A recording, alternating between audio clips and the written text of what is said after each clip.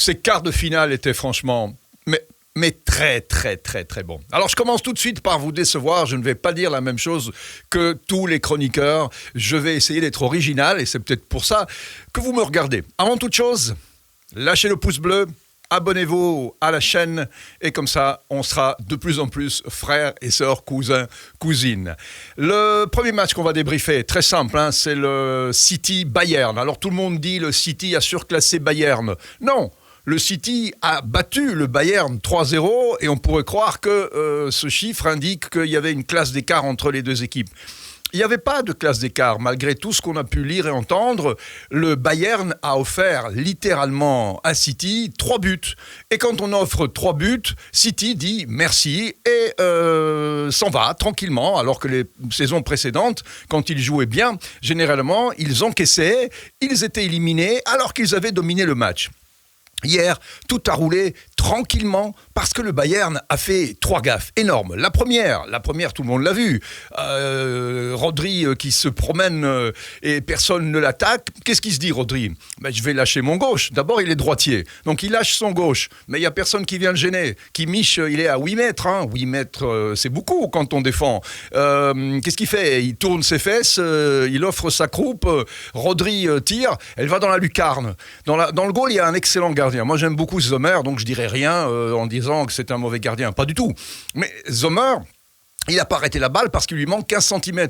C'est un keeper extraordinaire sur sa ligne. Il a des réflexes félins. Le problème, c'est qu'il fait 1m80. Et quand on regarde sa main, elle arrive à ça de la balle. À ça. Et s'il faisait 1m95 comme Donnarumma, comme Courtois et Neuer, il aurait pris cette balle parce qu'il était sur la trajectoire, il avait fait le bon geste, il était là où il fallait. Sauf que malheureusement, on ne peut pas le grandir de 15 cm en une seconde. Ce qui me fait dire que si Neuer ne s'était pas blessé au ski et qu'il était dans sa cage hier, le premier but, le Bayern ne le prenait pas. Parce que ça, c'est franchement un tir PlayStation et un arrêt PlayStation. Mais Sommer, il fait 15 cm trop peu. Donc le 1-0, il est offert. Et par Kimmich et par Sommer. Et ça, je ne l'ai pas entendu. Oui, j'ai entendu que Kimmich était timide, mais je n'ai pas entendu que Sommer était trop petit. Et c'est juste, parce que c'est un excellent gardien. Le deuxième but, bon, malheureusement, Upamecano, il a déconné. Il sait très bien qu'on presse très très haut. Alors il a beaucoup de solutions. Soit il repasse au gardien, soit il dégage. Mais ce qu'il a fait, c'est impardonnable. Grealish lui pique la balle, il met un petit talon à Haaland qui centre. Il regarde même pas où il met la balle. On dit, finalement, Haaland, il a fait un assist. Oui, non, il a centré dans la zone. Il ne pensait pas arriver sur la tête de Bernardo. Pas du tout. Elle est arrivée là parce que, la zone, elle est là. Bernardo, il courait sur la droite, mais il n'était pas au centre. La balle, elle était destinée au centre. Lui, il est à droite. Il arrive 3 mètres en retard, mais il n'y a plus personne pour le marquer. Il tape la tête. Ce n'est pas un joueur de tête non plus, ça se voit. Il tape le plus fort qu'il peut. Il la met au centre. Là aussi, Sommer, s'il avait 10-15 cm de plus, avec de la puissance, il aurait pu dégager cette balle. Elle lui troue les mains, c'est 2-0. Le 3-0, n'en parlons pas non plus. On oublie complètement sur le côté Haaland, qui n'est même pas marqué. De nouveau, pas Mécano, il regarde la balle, il est hypnotisé par le ballon, il ne regarde pas derrière lui, et c'est 3-0. Quand on offre 3 buts à City dit merci. Il n'y a pas de raison de dire non, on n'en veut pas. Mais le problème, c'est que à ce stade de la compétition, on ne peut pas faire des cadeaux comme ça. Et City le sait très bien. D'ailleurs, Pep Guardiola a dit à la fin du match, c'est pas que le Bayern a mal joué, c'est pas qu'on a tellement bien joué, c'est qu'on a eu peut-être cette fois-ci la réussite de notre côté, alors que généralement la réussite n'est pas de leur côté. Souvenez-vous, l'année passée, le Real de Madrid avait fait quoi à City 3 tirs cadrés, 3 goals. Voilà, hier le Bayern en a mis quelques-uns de tirs cadrés sur le premier tir de Musiala. S'il n'y a pas le grand écart de Diaz, style grand écart de Martinez, le keeper argentin en finale de la Coupe du Monde, s'il n'y a pas ce grand écart qui fait que la balle tape le talon et ne rentre pas dans le but alors que le gardien est battu, c'est 0-1. Et là tout change.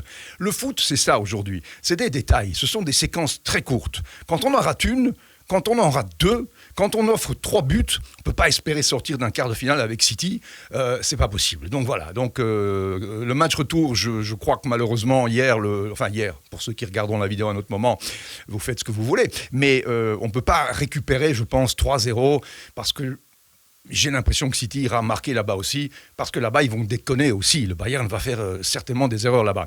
Et l'erreur, peut-être la première erreur, c'est d'avoir remplacé Nagelsmann par Tuchel pour des raisons extrasportives, parce que les résultats de Nagelsmann n'étaient pas mauvais. Donc pourquoi l'avoir changé ? Pour des raisons extrasportives. Il sortait avec une femme qui était aussi journaliste sportive, qui aurait trahi des secrets du vestiaire.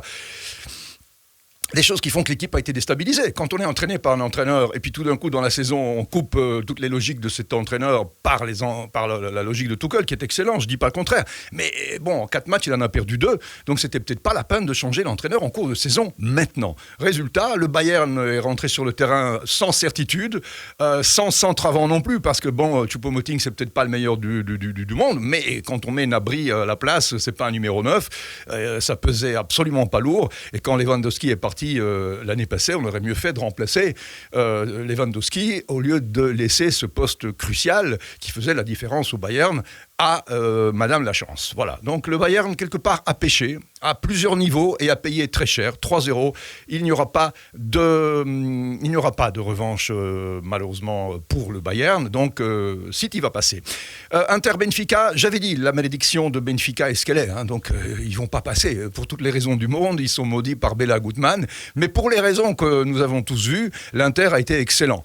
Le Benfica n'a pas perdu en Champions League cette saison-ci. Ils ont battu, ou en tout cas fait match nul avec tout le monde. Hein. Je veux dire, voilà, ils n'ont subi aucune défaite. Mais hier, ils ont pris un 0-2 sans aucune discussion. En première mi-temps, l'Inter a fait ce qu'il fallait. Ils ont, par la qualité technique, simplement monopoliser le ballon, casser cette agressivité que tout le monde connaît. Benfica, c'est une équipe qui agresse très très haut. L'équipe de Schmidt, elle a cette façon de jouer extrêmement agressive, très haut, le pressing est très haut. Sauf que l'Inter hier a dit, ok, pas de problème, nous on calme le jeu, on a des joueurs techniques qui nous permettent de le faire, Brozovic au milieu, Barella, ils ont fait leur boulot, derrière c'était impeccable. Et devant, eh bien voilà, devant, il y avait toujours Dzeko et Lautaro, et puis Lukaku et Correa qui sont quand même de grands joueurs et capables de faire des exploits. Sur le premier goal de l'Inter, ce centre de Bastoni qui est un central qui a centré vraiment comme un latéral de grande classe. Ils étaient 4 devant. Hein. Il y avait Barella qui a marqué de la tête. Lui aussi, c'est pas de la tête généralement qui marque, mais bon, il la met dedans parce qu'ils étaient 4. Si c'était pas lui, c'était Dzeko à côté. Donc 0-1. Le 0-2, le penalty, aujourd'hui, on donne penalty pour ces choses-là. La balle a touché la tête et puis la main du défenseur, Jao Marie, qui était l'ex de l'Inter. Il n'a pas respecté. Il sait très bien que le règlement, c'est le règlement. Après, on en pense ce qu'on veut. Moi, je trouve que ces pénaltys sont ridicules, sont injustes. Mais c'est comme ça. Si on ne change pas le règlement, l'arbitre ne peut pas ne pas le donner. Alors, la VAR a rappelé 2 minutes après l'action. Voilà, quand on regarde un match et qu'on se dit tiens, pourquoi il siffle ? On revient en arrière. 2 minutes après, ah oui, il a touché de la main. C'est franchement... un côté du foot que je n'aime pas du tout, et il faudrait peut-être rechanger les règles et arrêter avec ces mains qui n'en sont pas, parce que bon, à moins de couper les mains aux défenseurs, il faut bien qu'ils mettent leurs bras quelque part. Alors c'est vrai que la main du défenseur était un petit peu maladroite et mal mise, mais c'est comme ça. Lukaku n'a pas pardonné, Lukaku ne pardonne jamais dans les pénaltys, il ne pardonne pas. 0-2. Est-ce que 0-2 va suffire à l'Inter ? Je pense que oui. Je pense que l'Inter va passer. S'ils font un match sérieux, ils passeront. Et donc, Inter et City vont passer. Pour rencontrer qui ? Eh bien, Milan-Naples, tout le monde s'attendait à un Naples qui surclasse Milan. J'avais dit qu'en championnat, il n'y a pas photo. Je m'étais trompé. Mais j'ai une atténuante, je vais vous dire pourquoi. Mais j'avais dit aussi qu'en Champions League, c'est pas du tout la même musique. Et que là, tout est différent. Vous êtes abonnés ? Oui, c'est bien. Le pouce bleu, abonnez-vous. Et je continue. Donc, Naples a démarré très fort. Ils ont agressé Milan. Ils ont, dans la première minute, failli marquer. Et là, ils auraient assommé certainement Milan. Milan, qui est une équipe qui a l'expérience dans son ADN. Il y a la Champions League. Ils l'ont gagné 7 fois, 10 finales, 7 victoires. C'est une équipe qui n'a pas peur de la Champions League. Et c'est peut-être dans ces moments-là qu'elle se retrouve pleinement. Ils ont gagné. Peut-être que le match nul aurait été plus logique. Mais ce 1-0 va probablement suffire. Je dis probablement, parce que si Osimhen revient la semaine prochaine en bonnes conditions, ce sera peut-être pas suffisant. Si Osimhen ne revient pas, ou en mauvaises conditions. Milan va faire le même match qu'à Tottenham, c'est-à-dire un match sérieux où ils vont repartir en contre avec des joueurs très rapides. Leao a été extraordinaire encore une fois. Hernandez, sur son flanc, c'est toujours un poison. Milan a les armes, évidemment, tactiques et techniques, et il a les joueurs pour aller faire un résultat à Naples. Comme ils l'ont fait en championnat, où ils ont été faire 0-4. Hein. Bon, ça, ils ne referont pas, évidemment, 0-4. Ça, c'est unique. Ça arrive une fois, c'est un accident pour Naples, c'est un exploit pour Milan. Mais j'ai l'impression qu'ils vont faire le même match qu'à Tottenham, et que si Osimhen n'est pas là, Milan passe. Mais comme je ne sais pas si Osimhen va jouer et dans quelles conditions il sera, il y a doute. Real-Chelsea, là je pense qu'encore une fois, le Real a montré que quand ils sont dans leur Champions League, ils sont probablement psychologiquement imbattables, parce que autant on peut peut-être les déstabiliser dans des matchs pièges, autant quand ils se retrouvent comme ça au pied du mur, dans des matchs où il ne faut pas perdre, où il ne faut pas faire de bêtises, ce sont généralement les autres qui font une bêtise. Et Karim Benzema, a encore montré que dans ces moments-là, il est le buteur, le passeur, le lieur, celui qui mène une équipe, et dans son jeu et dans sa force mentale, parce que Benzema, malgré tout, on peut peut-être imaginer qu'un deuxième ballon d'or l'attend. C'est possible, hein, parce qu'autant c'était totalement improbable il y a encore quelques semaines, autant petit à petit on se dit, au fond, on pourrait peut-être leur donner une deuxième fois à Karim Benzema. Et ce serait peut-être pas volé, ce serait peut-être pas injuste. Donc Benzema va probablement